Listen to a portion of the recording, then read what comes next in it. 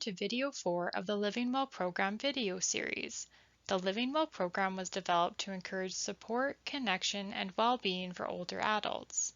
This program promotes healthy aging and aims to increase all older adults' well-being by sharing information and empowering participants to live a life that is meaningful for them as individuals. You might wonder, why Living Well? The title of this program was chosen because everyone deserves to live well. This video will focus on recognizing signs of trouble. Throughout the video, there will be moments of pause to allow for reflection, or please feel free to pause the video at any point to view it at your own pace. Before we begin this video, it is important to note that sometimes the information presented can be difficult to hear and understand. There are additional resources at the end of the video that may be helpful for you. In this video, there will be 3 main objectives covered. First, we will discuss what might lead to signs of trouble for older adults. Second, we will explore and identify qualities of healthy relationships. Last, we will discuss where to find support and more information about the main topics that are covered in this video. Take a moment to think about the following questions. What does the word trouble mean to you?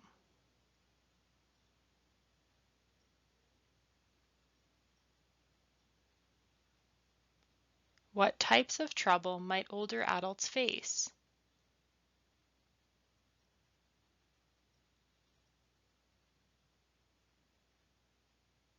And what do you think are signs of trouble?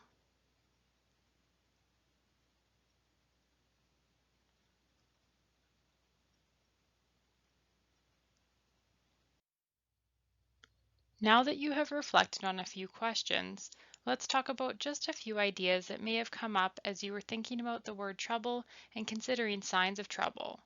Sometimes when we think about signs of trouble, or when we are thinking about an older adult who is experiencing trouble, we might think that they are having a problem, or we might think that the person is being put at risk for harm. Or tied into this idea, maybe we think about a person having their safety threatened. Or perhaps the term elder abuse comes to mind, and we could think about an older adult experiencing elder abuse. For the remainder of the video, we are going to explore trouble using the term elder abuse. We turn now to explaining the reason for the choice of this term. You may wonder, why is this video talking about trouble for older adults as being elder abuse? Having experiences of elder abuse is a reality that many older adults are facing. It takes a lot of courage to discuss elder abuse and to take action to address the impact. The end of this video shares resources where you can find more information or where you can find a place to talk privately with someone if you ever feel that this could be helpful. Let's begin by understanding what elder abuse is. A definition of elder abuse states that it is any action or inaction by those in a trusting relationship that jeopardizes the health and well-being of an older adult. A behavior or action is abusive when it causes harm to an older person or diminishes their feelings of safety. We can think about abusive behavior as being a violation of personal and legal rights. Elder abuse often happens within trusting relationships. People that are involved in trusting relationships may include family members, friends, neighbors, caregivers, etc. There are many reasons that elder abuse occurs, but one common theme is that there is aspects of an unhealthy relationship occurring, and this can often be a sign of elder abuse. We will turn next to discussing what it means to have a healthy relationship with someone. When thinking about what describes a healthy relationship, it can be helpful to think about 3 important qualities. Healthy relationships are safe. This means that you feel physically safe, emotionally safe, your reputation is safe, your possessions are safe, and your relationships with others are safe. Healthy relationships are built on respect. This means you receive respect for your feelings, thoughts, beliefs, opinions, personal boundaries, physical body, personal possessions, and your work or contributions. Healthy relationships are also built on equality. This means that your feelings, thoughts, needs, desires, opinions, and work are of equal value to the other person. You have equal power in your relationship. Elder abuse occurs when trusting relationships become unhealthy.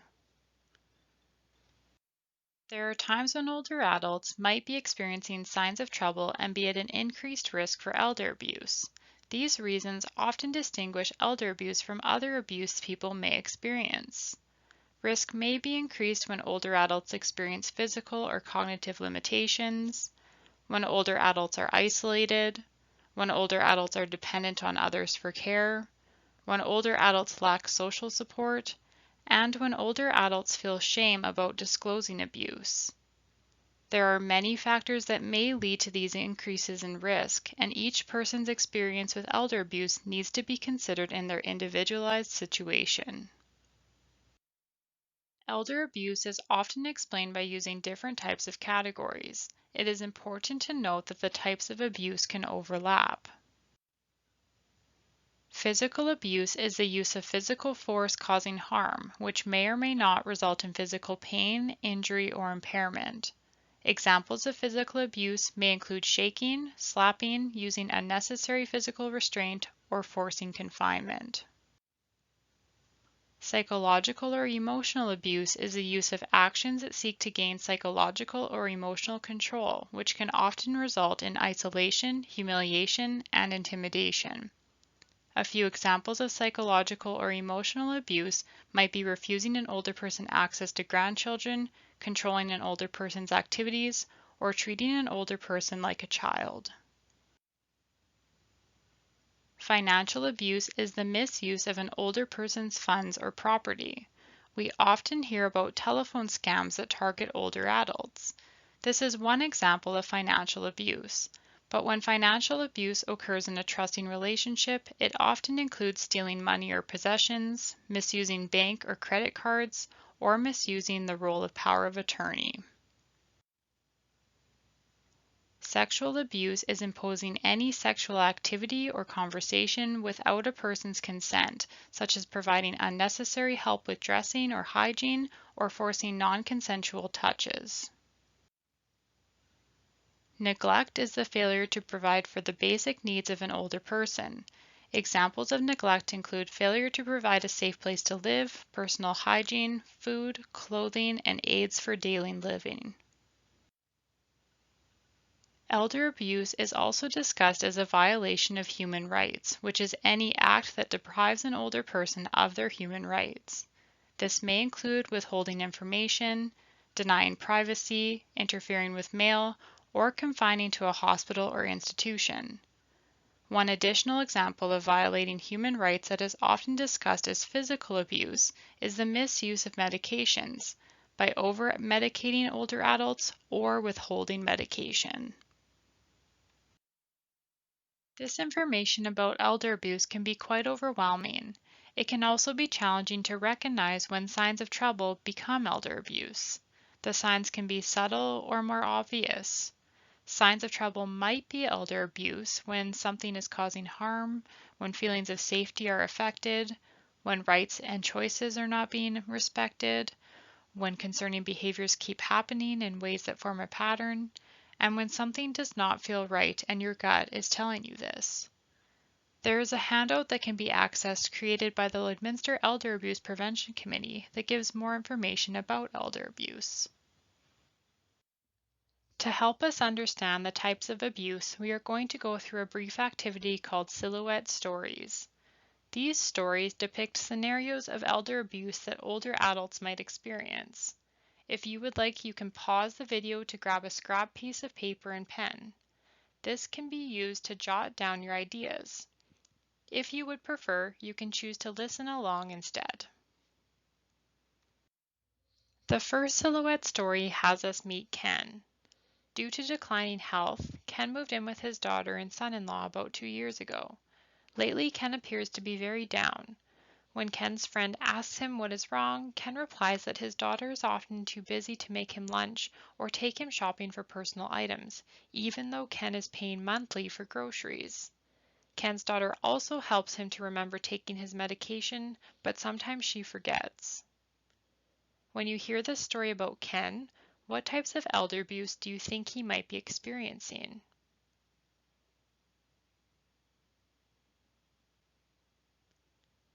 It sounds like Ken may be experiencing neglect and financial abuse.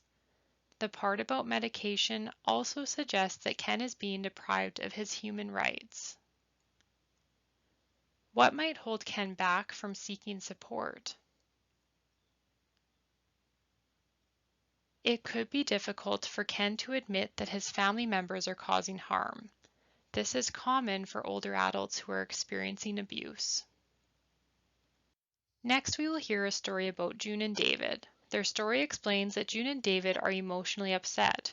Their grandson has recently moved in with them because he lost his job due to a drinking problem. He has become abusive towards June and David, often yelling at them and demanding money in an aggressive way. June and David are too scared to ask their grandson to leave and fear that he may become physically abusive to them if they don't give him the money he keeps demanding. When you hear the story of June and David, what types of elder abuse do you think may be happening?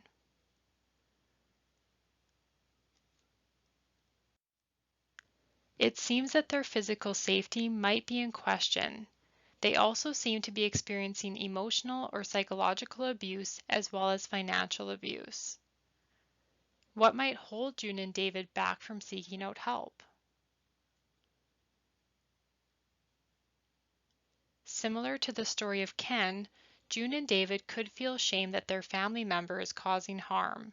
They could be emotionally invested in their grandson and not want to cause him distress. Our final silhouette story for this activity is about Sue. While Sue was in the hospital getting surgery, her daughter moved Sue's valuable books and grand piano into her own home. When Sue returned home from the hospital, she asked her daughter what had happened to the items. Sue's daughter stated she had taken them for safekeeping and that these items are heirlooms belonging not just to Sue but to the entire family. When you hear this story, what types of abuse do you believe Sue could be experiencing?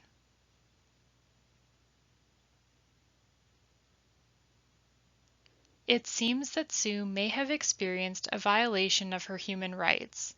Her right to her own property is being questioned by her daughter. It also seems that Sue's emotional and psychological well-being is in question because this all occurred while Sue was in the hospital. What might hold Sue back from seeking help?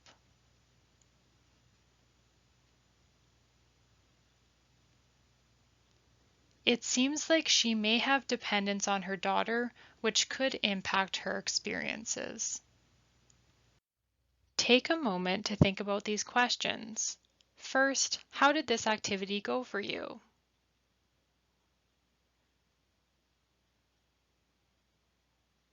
Second, what were your reactions to the stories?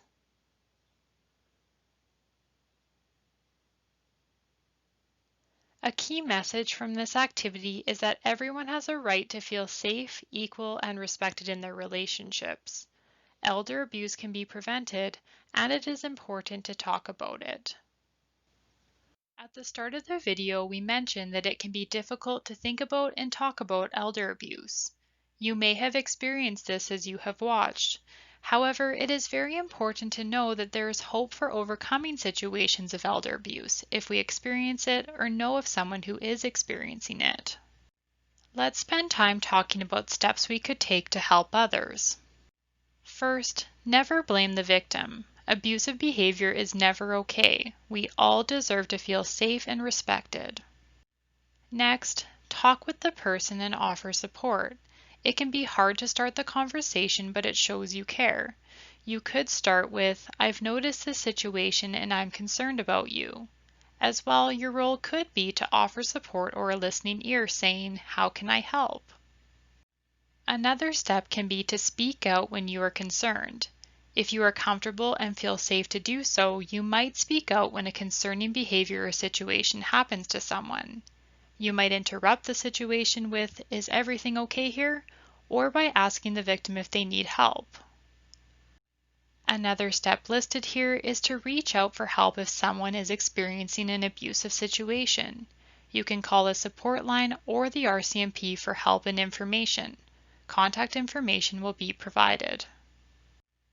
Last, call 911 if you believe someone is in immediate danger.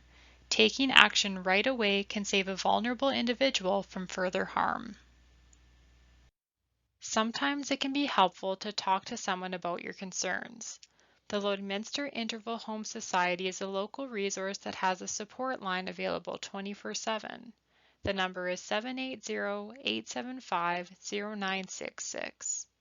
In Alberta, the Alberta Family Violence Information Line is a toll-free service available 24/7.